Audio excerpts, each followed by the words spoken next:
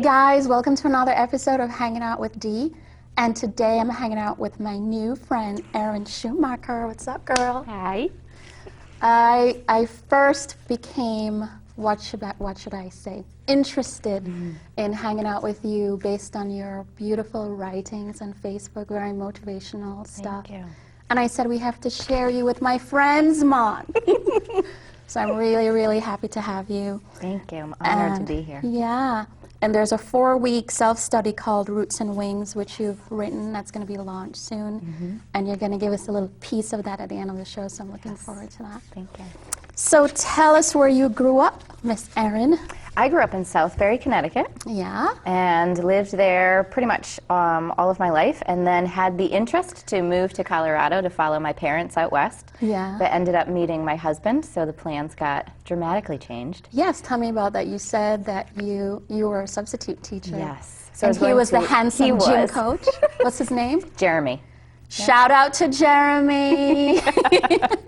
Yes. Yeah, and so I brought my kids down to class one day, and he was in the gym, and I was substituting during the day and going to massage therapy school at night. Yeah. And he followed me out and asked me on a date, and the rest is history. Oh my gosh, that's so romantic. It is. And how long have you guys been married? We've been married 10 years. Oh, that is really, really cool. Yeah. That's really, really cool. Thank you. So you talked about your dad being an engineer. Yes. And your mom being the domestic engineer. Yes. I love that. Talk about your parents. So my dad was self-employed civil engineer, so he had his business out of the home, very successful. So I grew up with this entrepreneurial mindset and really kind of a go-getter attitude. Yeah. And my mom was very attentive, very compassionate, and she was our domestic engineer. So my dad was the civil engineer, my mom was the domestic engineer. She ran the household. She made sure everything was, you know, spotless and spot on. And I just grew up with the best examples of being down to earth and very compassionate and very in tune with being appreciative and an attitude of gratitude from the very beginning. Yeah. You said that you used to go on like meditation things as a family. Talk about that. Yep. So my mom signed us up for a meditation session or meditation class when we were in high school. Yeah. So as a family, my brother and I and my mom and dad went to learn how to meditate. And I was a freshman in high school. Yeah. And so it was really, we were the only family that had ever done it. Yeah. And it was a really awesome opportunity, a very bonding opportunity, but also very growing, like a growing opportunity for us to kind of expand our capabilities together. Absolutely, as a family. That's really deep, man. I love that. I love it, love it, love it. And so you had that tendency to care for others from you were very young. You talk about putting together, you said mentorship groups from 3rd grade. Yes. Why did you want to do that? So when I was in elementary school, I was actually bullied. And so it ended up being a pretty traumatic experience. And from my experiences, I had the desire to be able to create a safe environment for my peers to be able to go and discuss and have the opportunity to kind of release and talk about the things that we were experiencing on a day-to-day basis, whether it was in school or at home with family or friends or on the bus or anything like that. So I started kind of like a group therapy session, but started it when I was in 3rd grade with the school psychologist. And it was just an opportunity we met once a week, and an opportunity for kids to come together and kind of disclose or discuss and feel supported and heard and validated in their experiences. That's so cool. Thank you. How old were you in 3rd grade? I actually don't even remember. How old are you in 3rd grade? I don't know. My daughter is 8. Okay. But she went early, so you're probably like so 8 or 9. 8 or 9. Yeah, that's very, very cool and very mature. I love that. Thank you. Love that, Mom. So you say you backpacked through Europe and you love the outdoors. Talk about that. So I grew up in a very outdoor-oriented family. Yeah. So we were always either hiking or skiing. And very much like nature-oriented. And so when I was 20 years old, I did a NOLS trip, which is a National Outdoor Leadership School. So I spent 3.5 months in the backcountry wilderness of the Southwest. That is so cool. It was an unbelievable experience. Yeah. And then from there, decided to kind of take it one step further and saved up and spent 3.5 months in Europe backpacking. We started in Portugal and went the southern route all the way through Eastern Europe and then up through the north and then finished in France. Fantastic. It was unbelievable. Unbelievable and unforgettable. Absolutely. Yeah, that's super, super, super cool. And then you and your husband started this group to talk about that. So we started Nutmeg Striders, which is Yeah. our youth running and athletic conditioning business. It started with 5 kids about 12 years ago, and it was a hobby. So my husband is a collegiate runner, Yeah. and I've always been very active, and we love supporting and empowering our youth. So we just kind of folded into this idea of extending our coaching season during the fall cross country, and it started with 5 kids. And over the years, it gained momentum, and we're now the largest youth running group in the state of Connecticut. Fantastic. Yeah, that's wonderful. So it's really awesome, and we teach the kids a lot about mindset. I do a lot of the mindset coaching. Yeah. So we teach them a lot of life skills that they can use, regardless of whether it's on the field or off. And we have kids from the age of 5 to 14. So we really have a beautiful opportunity to work with children of all ages and abilities, too. To mentor them when they're young. Yeah. That is super cool. Thank you. So you're the mom of a beautiful autistic son. I am. Miles. Yes. Talk about when you discovered that he was autistic. Sure. So at about 15 months of age, looking back in retrospect, there were certainly things that were a little quirky about Miles from the very beginning. Yeah. But, you know, I was a first-time mom, so I didn't really know any different. And so it was constant comparison against, you know, other kids and the developmental milestones and trying to talk to pediatricians and trying to figure out what was going on. He was always really finicky, super quirky, hard to fall asleep. Didn't require a lot of rest from the very beginning, which I thought was kind of odd. Yeah. But then things Meaning started... that he wouldn't sleep? No. And so it took him a lot longer to fall asleep. In my opinion, you know, I babysat and I was a nanny when I was younger too, so I've been around kids for a long time. So I went to one doctor after another and was trying to figure things out in the first year of life, pretty much. Yeah. And then right around 15 months of age, he had what we call an immunological breakdown. So his body just got to the point where he could no longer handle or process things efficiently on a day-to-day basis. And within 24 hours, Miles lost the capacity to walk, talk, and swallow. Oh my goodness. By 18 months of age, he was very, very low-functioning, nonverbal autistic. And by the time he was about 19 months of age, we had close to 35 hours of in-home therapy a week, because he was refusing to wear clothing, he wasn't eating, he was losing weight, he was becoming nutritionally deficit. Yeah. So there were some serious medical concerns. Very frightening. Very much so. Yeah. It was the most frightening period that I've ever had to endure and go through. It put a test on every capacity and every perspective of our family and our life, from our marriage to our finances to me personally. I had to close down my massage therapy practice so that I could focus exclusively on him. And we reached this point where it was kind of rock bottom. And by the time he was 2 years old. And that's when he was right around 2, and we had a team of about 15 service providers and medical professionals sit us down and let us know that he would never be a functional member of society, he would never speak, and that he would most likely not be able to attend school like the majority of his other peers. And so they were going to change servicing protocols and just teach us coping and managing skills and kind of revamp the protocol so that we could find a long-term solution for Miles, meaning in their eyes, the best solution for him was to find a facility where he was going to be best supported for where he was. And so that was like life-altering. Yeah. And it was like, you know, after having a little bit of a breakdown, as any mommy would, I quickly realized that if I didn't start doing something for him, that nobody else was going to. And so I really started pursuing alternative remedies. I started pursuing pretty much everything that you could possibly imagine, from tuning fork treatments to dietary changes. You name it, we tried it. And now Miles is awesome. He speaks. He is. So Miles is 5 years old. He just turned 5 in October. Oh. He is, thank you. You did it, Mom. I sure did. All right, guys, it's time for Dee's Life Questions.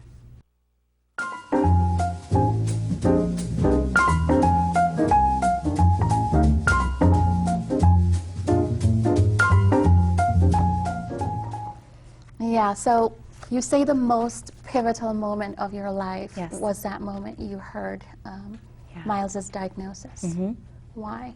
Because it was, well, at the time, in retrospect, really owning what was going on, I very much came from a victim mindset. Yeah. And so it felt as though something was happening to me. Yeah. And it was a very profound shift for me and for my husband, our family in general, because I realized that nothing was going to get accomplished and the situation wasn't going to get any better if I continued to perpetuate the same mindset. So being able to step out of that and apply the tools that I teach everyone on a daily basis to myself. And Miles is very much exactly what I never knew I needed in life. Yes, I love it when you say that. Yeah. Yeah, that's beautiful. Thank you. What is love? So I have this beautiful definition of love as if you were to, an analogy to be like a reservoir or a well. And I've found that for a large percentage of my life and a lot of people that I work with, we have this belief that we receive love from others and that's how we become fulfilled. And so this philosophy and what I teach and work with people all the time on is an intrinsic love that starts from the beginning and starts from inside, so that to the point where you're filling your well up to the point where it simply overflows into the lives of others. Oh, that's beautiful. So that we're first fulfilling and loving ourselves. So and it's then not affects like you're an others. empty cup Exactly. hoping to receive. Exactly. But it is your overflow that Yes. spills into others. Yep. I love that, Mon. Thank you. Second high five. I love it. How do you find personal strength?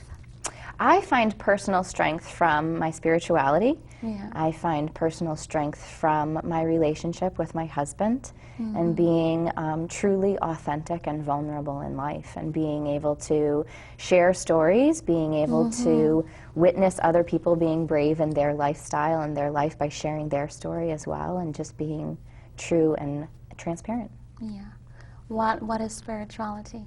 Spirituality to me is knowing that there is something bigger at play and knowing that I am an extension of a focal point of something larger and being able to do the Divine Beloved's work here on earth to be able to really guide people to find that connection within themselves as well. I love that.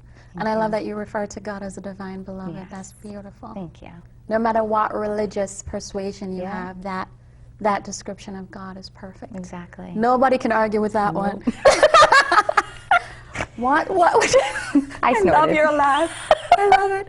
What would you say, because you're now a 5-year expert having an autistic child, you. what would you say to moms all over the world? We have moms that watch Venezuela, Brazil, all Sure. over the world. What would you say to a mom who is... The best advice that I would give any mom is to listen to your intuition. And if something you feel is off, Yeah. and continue to pursue it. Yeah. Be very attentive, believe in yourself, and trust in your ability. And really start to investigate what your options are as far as care, so service providing, the traditional route, the non-traditional route, anything. Every child is uniquely different. And I work with an autism foundation as well doing program design, and I meet kids on the spectrum all the time. Yeah. And when you've met one child on the spectrum, you've met one child on the spectrum. There is a wide variety, that's why we call it a spectrum. Yes. And we vacillate on the spectrum from day to day and even within the same day. So really being able to identify what your child's strengths are, Yes. where the weaknesses are, or what I like to say is like where the capacity for expansion is possible, Yeah. so that you're really identifying what your child has as strengths and then being able to stretch their abilities in other aspects. So everything from service providing, so occupational therapy, physical therapy, speech therapy, naturopathic remedies. Okay, so break that down Sure. for moms who are not in the U.S. Sure. When you say occupational therapy, Yep. explain what that means. So occupational therapy is more geared towards like the actuality of the demands of what life requires. Yes. So for a child would be getting dressed on their own or being able to handle sensory input. So sensory input is if they're more hypersensitive to sound. Yep, to Yes. sound, light, textures. Miles has super high sensitivity to light. He has a really high sensitivity to textures, from food to clothing to tags. So having to make sure, like nowadays, it's really easy to find like tagless clothing, which is awesome. Yeah, but before you would have to cut them cut off. everything out. We had to cut the ribs of the ends of his socks out because it had the little line. So He didn't like that. no, he couldn't move. He Oh would my stand God. completely paralyzed, like still. Wow. All right, guys, it's time for I Don't Like That, Mom.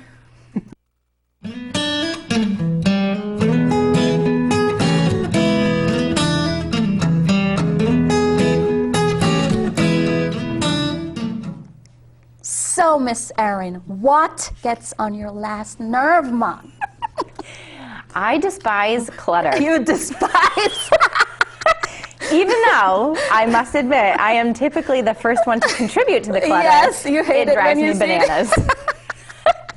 So in my world, as long as the kitchen countertops are clean and there's nothing in the sink, You're good. the world is all good. I love that.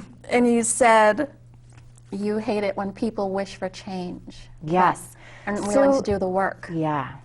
So I meet a lot of people. I'm very transparent. Yes. I'm very upfront and very vocal about what I've done with Miles, what we do on our daily basis. Yeah. And we work every single day for him to have the success that he has. Yeah. And it requires effort. Yes. And so, of course, we all have desires and wishes of what we would like our life to be like. And I speak to a lot of moms about children that they have that are on the spectrum, without the desire to put in the effort on a daily basis. But I can tell you that if you do put the effort in, just like every other aspect of life, You'll get the results. you'll get the results, and it's so worth it. So you talked about things like even changing his diet. Yes, dramatically. So we noticed a pretty profound difference in Miles within 72 hours of changing up his diet. So removing a lot of things from his diet, cleaning up our home environment, from everything from perfumes and chemicals, solvents, dyes. Everything. Everything. All right, guys, it's time for What in the World?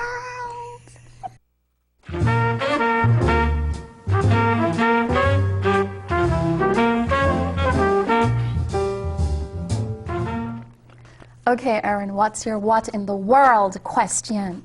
What in the world? It blows my mind. So I think that it's awesome that we're in this shift of true empowerment. Yes. And so, from my perception, more and more people coming on board with wanting to know. Yes. So we live in an age of knowledge, Yes. which means that ignorance is a choice.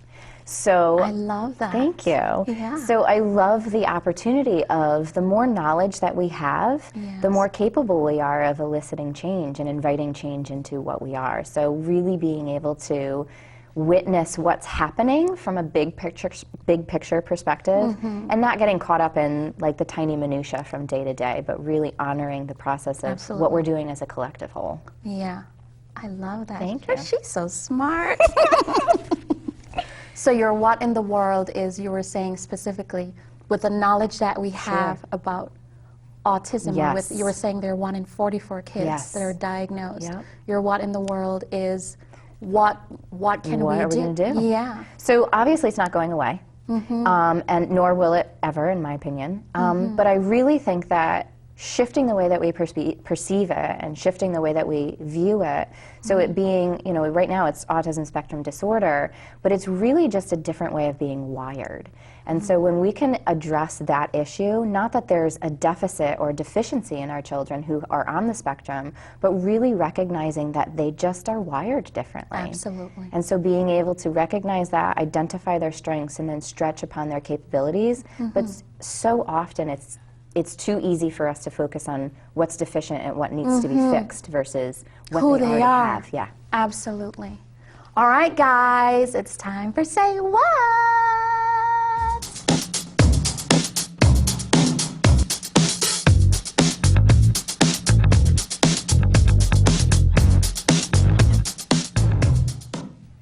Okay, so from her 4-week study called Roots and Wings, why did you call it that? It's a great question. Yeah. So I love the idea of the more that we focus on rooting ourselves strong and self-love and self-worth, and it's dependent upon how we nutrient our soil, so what we're feeding ourselves consistently to be able to grow our wings and to expand our capability. Oh my gosh, too deep. So from her 4-week study called Roots and Wings, Erin is going to talk to us about how to create self-love. Go for it, Dill. So, how to create self-love. You said, what's the story we tell ourselves? Yes. So what's the story we tell ourselves is basically our conditioned beliefs. Yeah. So what we grew up with, whether we have a victim mindset, which I even was capable of owning. And again, it's not something that's pervasive or detrimental or evident in our day-to-day lives, or it could be. It could just be a subconscious way that we're continuously talking to ourselves. So what is it that we're telling ourselves on the inside that keeps us limited, that keeps us playing small? I love that, Mom. Thank you. Next graphic. You said develop awareness, and what is awareness? So to develop awareness, obviously you have to develop the idea and the identification of what awareness is. What is awareness, Miss Erin? So being able to be aware is allowing yourself to kind of step above and beyond what is actually occurring in our circumstances to observe what's happening without having the emotional attachment. So when we can observe our behaviors and we can observe our dynamic, our interactions, circumstances, people, places, and things without having that emotional attachment to it, so without getting caught up in the circumstances or the person or the place, it's what we call wisdom. Yes. And so when we can use that wisdom and that awareness to further develop what we're doing, then we, coupled with how we're talking to ourselves, coupled with conditioned beliefs, it really gives us that space to create possibility of something different. I love it. Next graphic. You said resiliency, allow pain to go through us, Mom. Yes. So this is such a great, I love resiliency in the sense of, so if you think of it as being dipped into a vat of Rain-X. Yes. Right? So the Rain-X beads up on our windshield and just flows right off. Yes. And so having the same experiences, we so believe, as a whole, we're conditioned to believe that we either have to cling or reject. So if something hits us in a way that makes us feel uncomfortable or hits too close to home, or we push away. And the same thing with those happy times or those joyous moments. You hold on to them with everything you can. But what that's doing, if you double back on that emotional component, is it's totally keeping you connected to what's happened. So we're going to perpetuate the same when going into another circumstance. So really being able to allow yes, the uncomfortable feelings to pass through. Don't hold on. No clinging, Don't push no away. rejecting. Just let it go through. I love it. Open vessel. Yeah. Next graphic. You say, how do you view yourself? What's your self-talk? Yes. So a really great question that I ask a lot of my clients and I talk to a lot of people about is, if you were to talk to someone else the way that you talk to yourself, do you think that they would continue to be friends with you? Probably not. Right? And the same way that if someone came up to you and started talking to you the way that you talk to yourself, would you be offended? Would you want to spend time with that person? Would you immediately run away? Yes. So the way that we're tending to our soul is through self-talk. And how we're speaking to ourselves on a daily, consistent basis has so much to do with how we show up in life and love. Oh, wow. Ah, that's so beautiful. Next graphic. I could just lie down and just absorb that. You said you're a brand. Yes. So we are all unique individuals. We all come from different stories, we all come from different pasts, we have different life experiences, and our stories are what make us worthy. So everything that we've been through, all of our life challenges, have been set-ups instead of setbacks. So being able to, coupled with that self-love and the awareness, it allows us to view our life circumstances and view our life challenges that we've endured and gone through as being components that make us worthy instead of something that's been holding us back or preventing us. So if you had a terrible childhood, you've experienced tragedy, all of that comes together to make you the Erin that you are or the Dee that you are. I get And that. it would be so easy for me to continue to perpetuate that victim mindset with Miles in our life situation. And it's a conscious choice on a daily basis not to. Absolutely. Next graphic. You say, what does your soul care look like? Yeah, so soul care, so we all know self-care. Yes. We know how to take Brush care your of teeth. right? Brush your teeth, go work out, do Clean your behind your exercise. ears. Exactly, right? Keep your countertops clean, no Yes, clutter. yes. But soul care is what we're doing on an intrinsic level to take care of our spirit. So I love everything from prayer to quiet time, so really being able to set the intention of quieting our minds and being still so that we can receive. Yeah. And then not only that, but what are we doing, how are we talking to ourselves? So Yes. affirmations are a beautiful way for us to be able to continuously affirm what it is that we're inviting into our life experience on a daily basis. And we make the conscious choice to invite it in. Yeah, it's always a choice. I love that. All right, so now Erin is going to take us through her affirmations. Awesome.